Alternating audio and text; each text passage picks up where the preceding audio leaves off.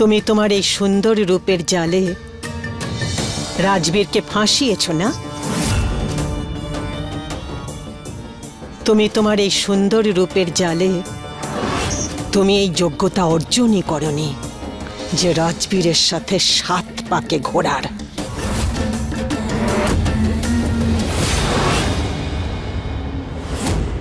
বাড়ির সবাই মনে করবে একটা দুর্ঘটনা ছিল, কারণ বাজির জোরালো আওয়াজে তোমার চিৎকার কারোর কানে পৌঁছবেই না।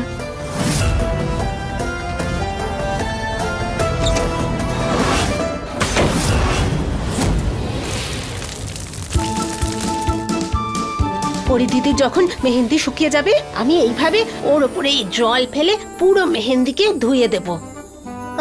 কত ভারী বালতি! কিন্তু পরিস্থিতি আছে কোথায়? কোথায় আছে?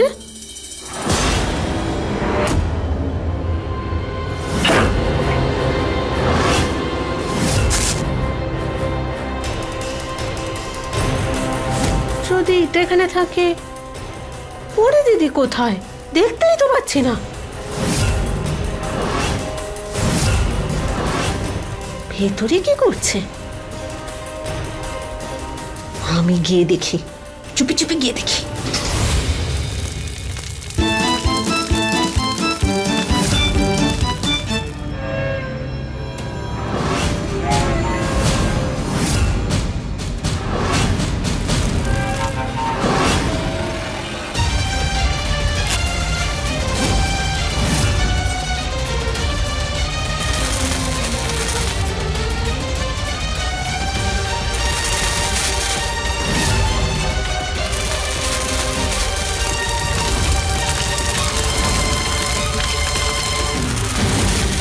ব্যাস হয়ে গেছে কাজ।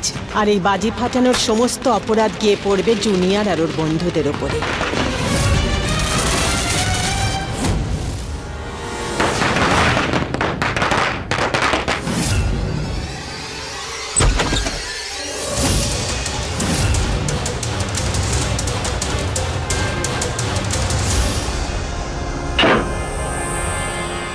পরি দিদি ওঠো! কেন ঘুমোচ্ছ কেন? ওঠো না পরি দিদি,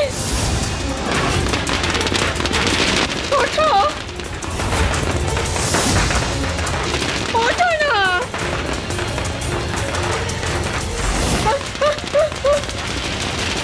পরি দিদি, পরি দিদি ওঠো!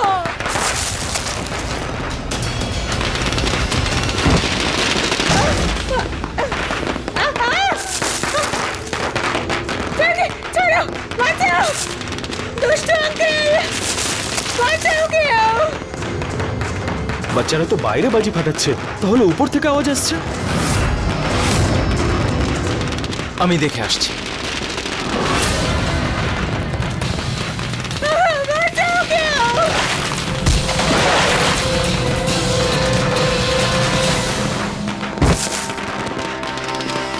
বাঁচাও! ডাক্তার ম্যাডাম,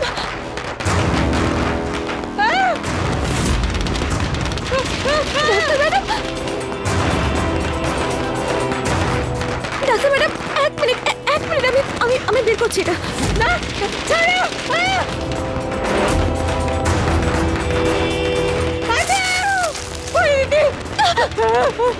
না না, ডাক্তার ম্যাডাম,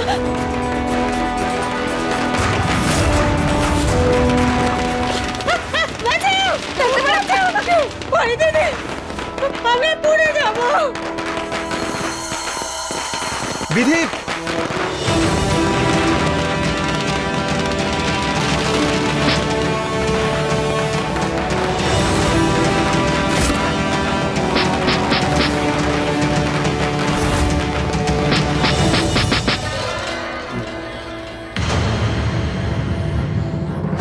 বিধি, সব ঠিক আছে তো? ওঠো।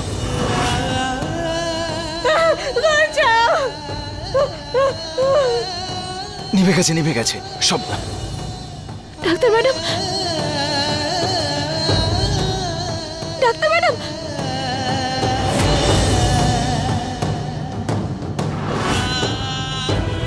হ্যাঁ ঠিক আছে, কিচ্ছু হয়নি। আপনি একটা কাজ করুন, ওনাকে রুমে নিয়ে যান, আমি দেখছি, আমি এক্ষুনি চেক করছি। হ্যাঁ,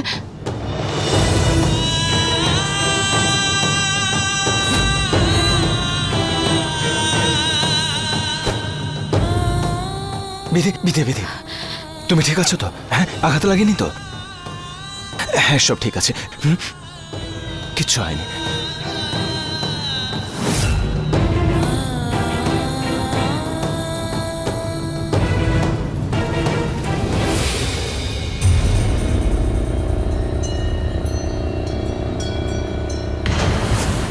এই যে চলো বিধিকেও একটু দেখে আসি।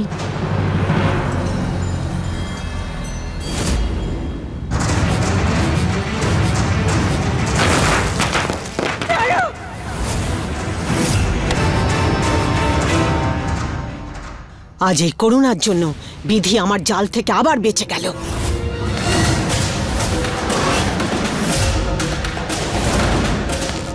বিধিকে এই রাস্তা থেকে সরানোর আগে এই করুণাকে রাস্তা থেকে সরাতে হবে।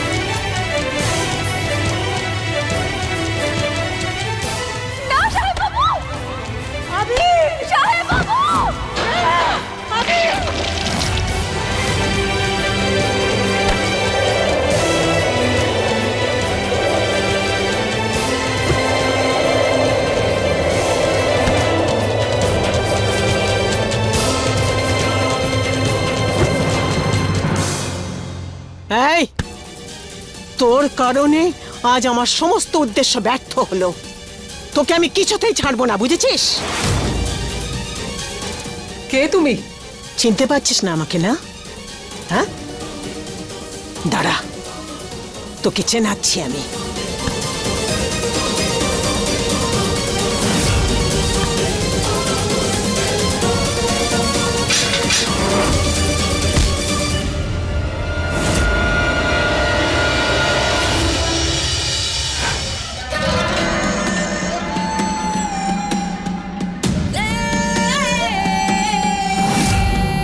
তোর এত বড় সাহস, তুই আমাকে ধাক্কা মারিস? হ্যাঁ, তুই এইভাবে মানবি না। হ্যাঁ,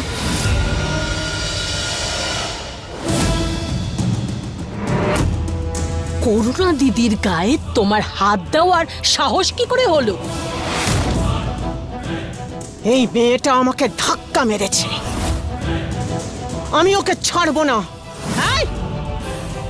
সে কথা যাই হোক না কেন, যার মাথা কাজ করছে না, স্মৃতিশক্তি হারিয়ে গেছে, তার গায়ে হাত তুলছো কোন সাহসে? তুমি দাঁড়াও, তোমার এই সমস্ত কীর্তিকলাপ তোমার ছেলেকে ডেকে আমি বলবো। এই, তুমি আমার ছেলেকে কি বলবে? আমি নিজে ওকে সবকিছু বলবো। এখন যাই কথা হবে সেটা তোমার ছেলের সামনেই হবে। চলো চলো। এরা সবাই আমায় পাগল বলছে কেন? আর এই মহিলা রাজবীরের মা, ও আমাদের বাড়িতে কবে এলো?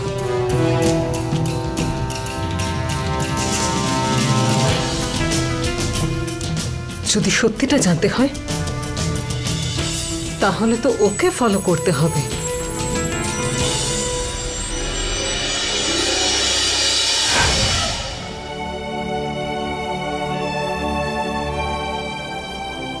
কিছু আনইজি ফিল হচ্ছে? কোনো ব্রিদিং প্রবলেম হচ্ছে?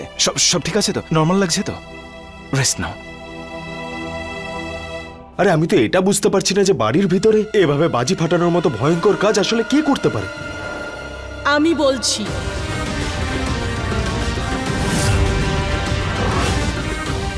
এই কাজ তোমার মা মানে সরলা দেবীর কাজ।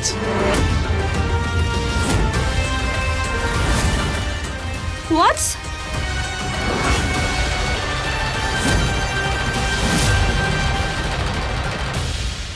কি প্রমাণ আছে আপনি এই অভিযোগ করছেন? কারণ আমি এক্ষুনি করুণা দিদির ওপরে ওনাকে হাত তুলতে দেখেছি।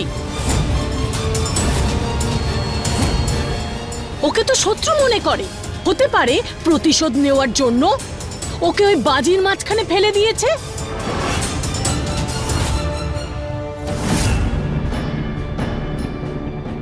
আমি ওকে নিজের শত্রু বলে মনে করি, কারণ ও আমার সত্যিকারের শত্রু। শত্রু কেন? আমি তো জানিও না ওকে। এই কারণে ও আমার মেয়েকে মেরেছে। টাকার জন্য ওর সম্মান বিক্রি করে এই কাজটা করেছে করুণা। যে আমার প্রেগন্যান্ট মেয়েকে টাকা না পাওয়ার জন্য দূরে সরিয়ে রেখেছিল, আর এই কারণে আমার মেয়ে সন্তানের জন্ম দিতে গিয়ে মারা গেছে। আর তাতে আমার ছেলে অনাথ হয়ে গেছে। আর পুরো জীবনটা মাকে ছাড়া বাঁচাটাই অসম্ভব হয়ে পড়েছে। আমার ছেলে রাজবীরের স্ত্রীর হত্যাকারী হচ্ছে করুণা। আজ সেই হত্যার প্রতিশোধ আমাকে নিতে দেয়নি।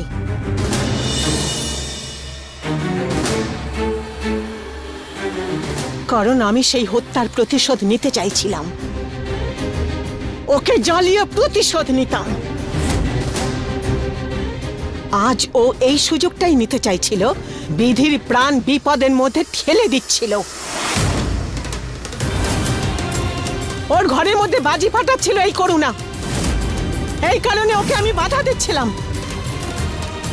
আমার ছেলের হবু বউ হচ্ছে এই বিধি।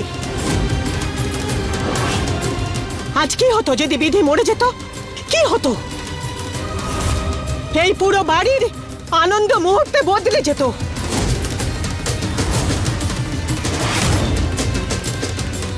এই কারণে আমি এসব করেছি।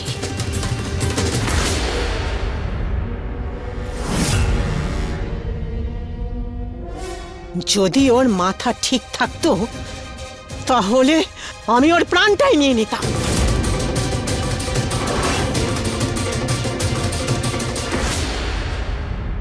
মা, আমি মানছি তুমি ঠিক বলছো। হয়তো উনি ভুল করে এটা করে ফেলেছেন,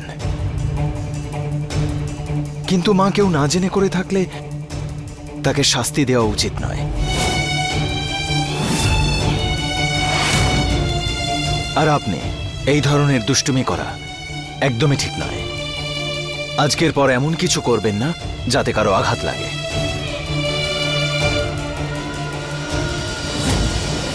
জুনিয়া, জুনিয়া, তুমি যাও আর ডাক্তার ম্যাডামকে ঘরে নিয়ে যাও, ঠিক আছে? সাবধানে।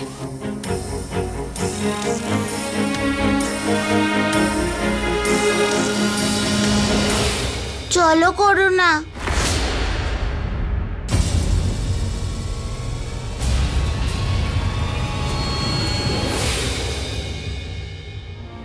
যাই হোক, ভগবানের ইচ্ছেতে কারো কোনো আঘাত লাগেনি। মা, তুমি যাও, বিশ্রাম নেবে যাও প্লিজ। গিন্নি, আপনারাও সকলে বিশ্রাম নিন।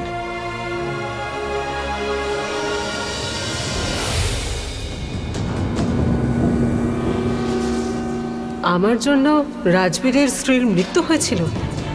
যদি এখন আমি এটা জানিয়ে দিই যে আমি ভালো হয়ে গেছি, তাহলে ওরা তো আমাকে জেলে পাঠিয়ে তবে শান্তি পাবে।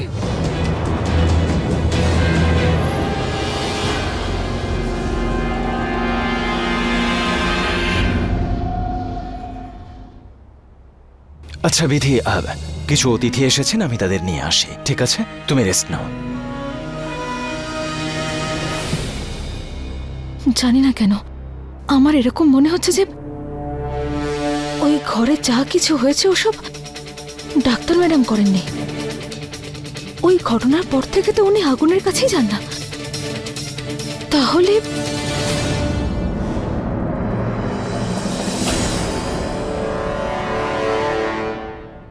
বাই। তুমি করেছো না এসব? স্টোর রুমে আমায় তুমি নিয়ে গেছিলে। হোয়াটস?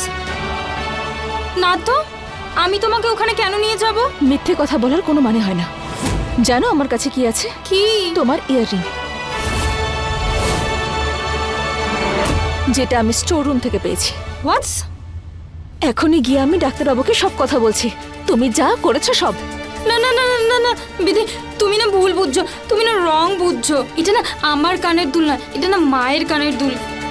উনি তোমাকে স্টোর রুম থেকে নিয়ে এসেছে, হয়তো তাড়াহুড়ো করতে গিয়ে কান থেকে পড়ে গেছে। কার কান থেকে কি পড়ে গেছে?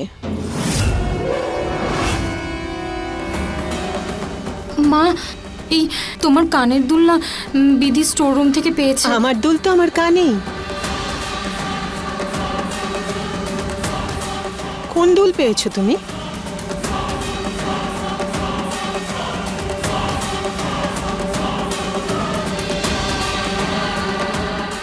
দেখাও।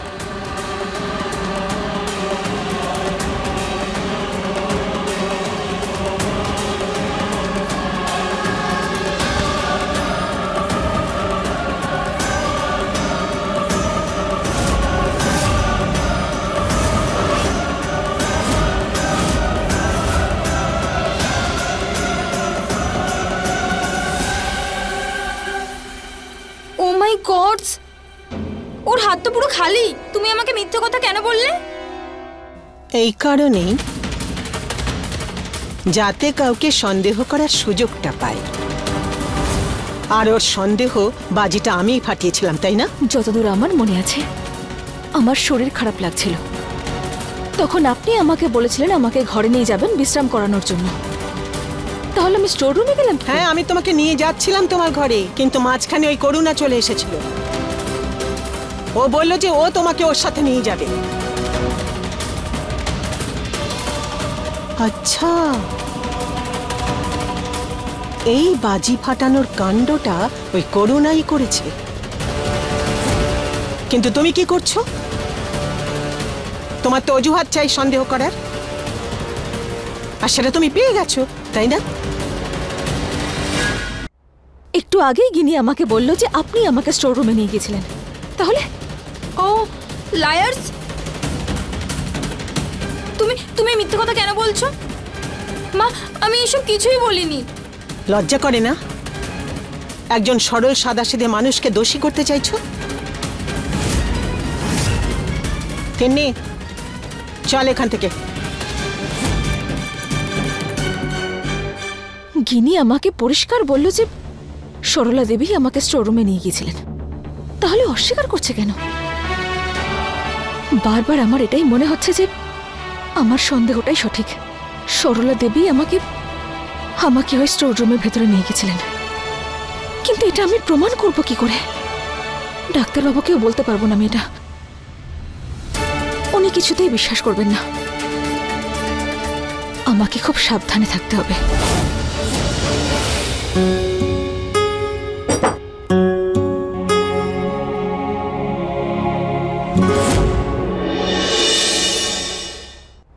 ডাক্তারবাবু, এরকম ঠান্ডা খাবার কেউ খায় নাকি? এই দেখুন, আপনার জন্য আমি গরম গরম খাবার নিয়ে এসেছি। এই নিন, খান এটা। আসলে আমার অনেক রাত পর্যন্ত কাজ করার আর ঠান্ডা খাবার খাওয়ার অভ্যেস আছে। তোমার এত কিছু করার দরকার ছিল না। আরে, আমি তো ভুলেই গিয়েছিলাম। পরের বার থেকে আপনার জন্য ঠান্ডা খাবারই রাখবো আমি। কিন্তু এখন আপনি এই গরম খাবারটাই খেয়ে নিন। আর খাওয়া হয়ে গেলে একটু রেস্ট নিয়ে নেবেন। আপনার নাইট স্যুটও আমি বের করে রেখে দিয়েছি। ডাক্তারবাবু, কি ভাবছেন? আমি জল নিয়ে আসছি। এক মিনিট।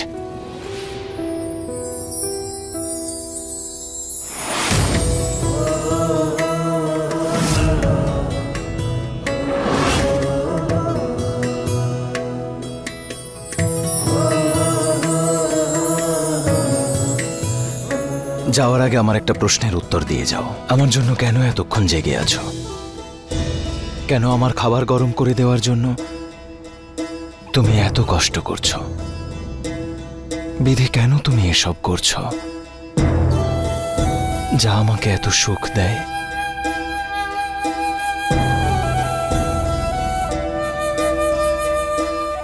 চুপ করে আছো কেন বিধি? বলো বলো, কেন আমায় নিয়ে এত চিন্তা করো? ডাক্তারবাবু, আপনি আমার কাছে ভগবানের মতো। প্রত্যেকবার আমাকে আপনি বাঁচিয়েছেন। যখন আমি কোমায় ছিলাম 7 মাস আপনি খেয়াল রেখেছেন। আর এটুকু করতে পারবো না? তাছাড়া জুনিয়ারও তো এটা চাইবে না যে ওকে গরম খাবার দেয় সে নিজে ঠান্ডা খাবার খাক। ব্যাস এই জন্যই।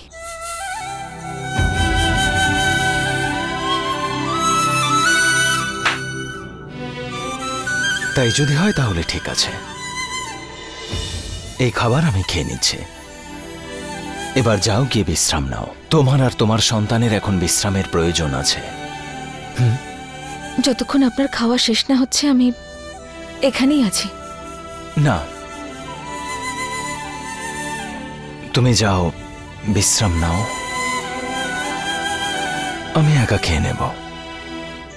তোমার এত পরিশ্রম ঠিক নয়, আমি একা খেয়ে নেব। যাও।